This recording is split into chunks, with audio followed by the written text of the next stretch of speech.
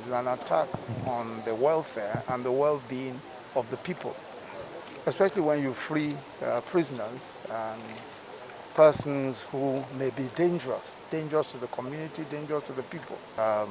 Government has already taken steps to enhance security here and in the correctional facility and in the state generally, and that's a continuing process.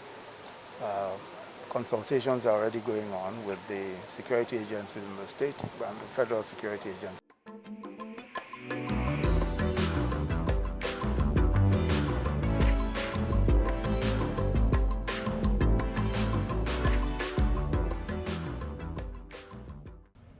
The federal government will react appropriately by going after these criminals and make them to face the full wrath of the law. We will leave no stone unturned in fishing them out. Make no mistake, they will be hunted to the ends of the earth. We have increased and sent more tactical personnel, tactical police officers, and increased the number of squad units that we have.